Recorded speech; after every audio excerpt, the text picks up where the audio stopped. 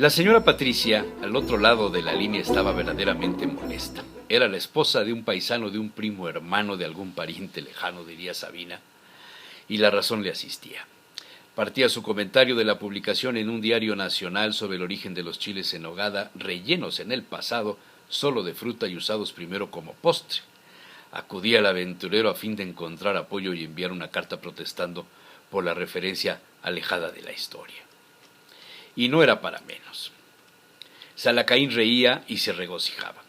La quejosa amenazaba con la convocatoria a una marcha en pro de la dignificación del chile en nogada de acuerdo a las antiguas y auténticas recetas y tradiciones angelopolitanas.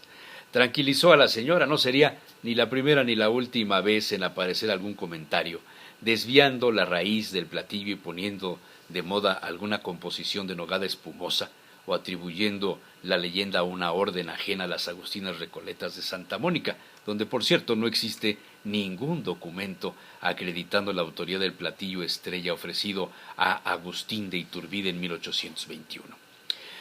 Por desgracia, los chiles en nogada dejaron de estar de moda y fueron siempre un socorrido alimento de las clases altas, barrocas, adineradas y conservadoras, proclives al frustrado imperio y ajenas a la República de Juárez. Por tanto, las recetas se han quedado prácticamente en el seno de las familias angelopolitanas. Salacaín escarbó en su biblioteca y ofreció a la inquieta señora un resumen de los escritos aparecidos en los últimos 2 siglos sobre tan curioso y polémico tema. El documento más antiguo hasta ahora conocido es la libreta escrita por el franciscano cocinero y campanero, fray Jerónimo de San Pelayo, hecho en el año 1780, en día 17 de febrero, según se puede leer. Tratándose de un franciscano, es casi seguro conociera la nuez de Castilla, pues fue esa orden la introductora de su cultivo a tierras aledañas a Calpan, de donde aún se obtiene para la producción de los chiles en nogada, pero no menciona nada sobre el platillo. El segundo documento ha sido nombrado 2 manuscritos mexicanos de cocina siglo XVIII, anónimos y divididos en 2 títulos: Cuaderno de guisados caseros, libro de antes y guisados de cocina, donde tampoco aparecen referencias, y el segundo título, Recetario Mexicano, donde sí se da cuenta de las primeras formas del empleo de la nogada, los chiles y algún relleno. Salacaín le dijo a la señora: bajo el título nogada aparece mitad de nueces y mitad de almendras y un migajón de pan, muy remolido todo, su aceite de comer bueno, su queso por encima, y los chiles bien escurridos que no tengan manteca y su granada. Esta es la primera aparición de una mezcla entre nogada y chiles. No se menciona el chile poblano, tampoco si estaba o no relleno. Otras recetas de la nogada eran para pollos sancochados en manteca, las ensaladas de betabel, calabacitas, cebollas rellenas y pescado bobo. ¿Pollo con nogada?, gritó la señora al otro lado de la línea. Sí, efectivamente, fue escrita y publicada en el siglo XVIII, años antes de la visita de Iturbide a Puebla.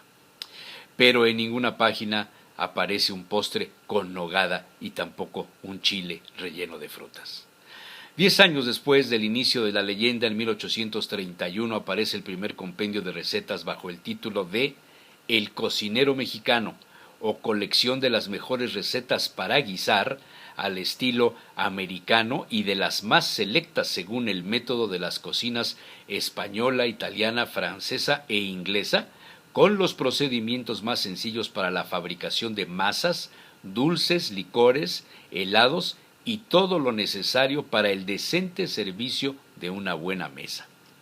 Un título bastante amplio para definir el alcance de la obra, presentada primero en 3 tomos de 334, 346 y 452 páginas, impresas en los talleres de Mariano Galván Rivera, en la Ciudad de México, y considerado a la fecha como el aporte culinario más antiguo de la gastronomía nacional.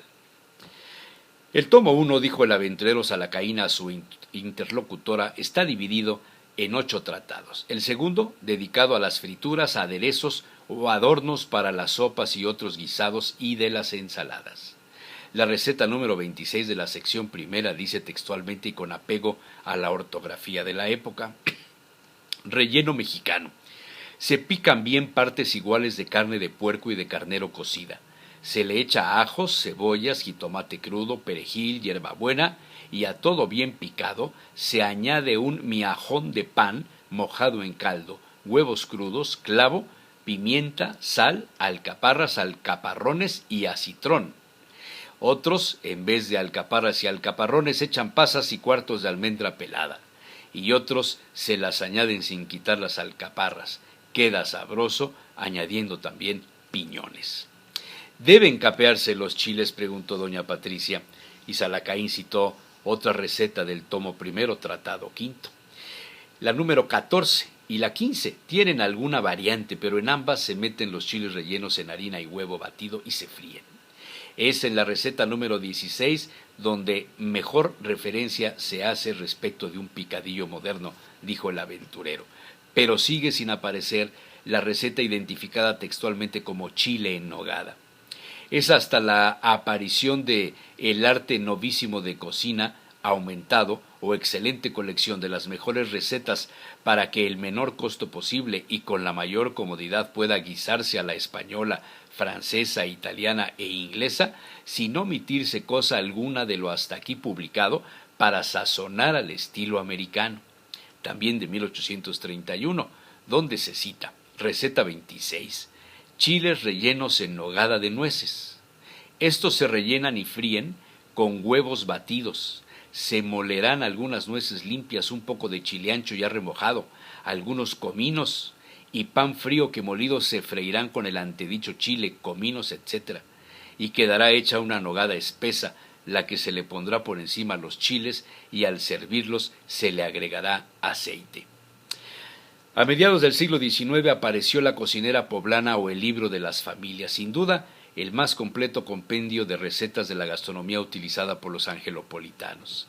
El editor Herrero Hermanos Sucesores ofrecía un novísimo manual práctico de cocina española, francesa, inglesa y mexicana, higiene y economía doméstica, y enunciaba, contiene cerca de 2000 fórmulas de ejecución sencilla y fácil. La sección de cocina mexicana, en su receta número 1378, define la nogada. Se toman 100 nueces, se mondan desde la noche y se van echando en agua fría. Al otro día se muelen y ya que se bajaron del metate, se muele por separado medio queso fresco, 4 onzas de pepita de calabaza bien lavada, para que se le quite el pellejito verde que la cubre, el migajón de una torta remojado, una cabeza de ajos asada, 4 o 5 clavos, y lo que se coge con 2 dedos de cominos. Ya molido se revuelve todo con la sal correspondiente. Esta nogada se toma con chiles rellenos de picadillo, pero se sirve separadamente, adornándola con dientes de granada y perejil deshojado. Y la receta número 1379 es la más específica. Nogada para chiles rellenos, y dice así. Para 50 chiles se emplean 200 nueces. Se parten los chiles con cuidado y se echan en agua. Se mondan y limpian bien y se echan en una cazuela en agua limpia. Se toma una taza de nueces ya que están limpias y se muelen en el metate a que queden muy remolidas. Se pelan unos dientes de ajo y se tuestan, y en la misma manteca se fríe un poco de cebolla muy menudita, y ahí se echa la nuez a que se fría bien y se le echa el caldo en el que se coció la carne de los chiles sin cargar los asientos. Se fríe un poco el agua y se le echa agua a que cubra los chiles. Se le pone un poco de pan remojado y molido, un poco de canela, clavo y pimienta todo molido, un poco de tomillo y otro de perejil, y se le puede echar también manzana y durazno, pero rebanados. Se le agrega un terrón de azúcar y un poquito de vino de Jerez. Con la nuez que queda se prepara la nogada para cubrir los chiles y se hace de la siguiente manera. Se remuele bien con un cuarterón de queso fresco, un terrón de azúcar y sal al gusto. Se baja todo del metate con una poca de agua y se echa todo en una cazuela. Se le echa un poco de aceite y se revuelve muy bien esta salsa, con la cual se cubrirán los chiles a medida que se vayan poniendo en los platos para servirlos. Encima se van colocando unos granos de granada. Esta nogada debe hacerse a la hora de comer, pues si se hace mucho tiempo antes se pone prieta. La cocinera poblana da cuenta más adelante de un picadillo para rellenar chiles donde interviene el lomo del puerco bien picado, jamón, jitomates colorados, huevo duro, acitrón, pasas deshuesadas, almendras mondadas, azafrán, clavo, canela, cominos, azúcar, vinagre de Castilla, entre otros ingredientes comunes hoy día.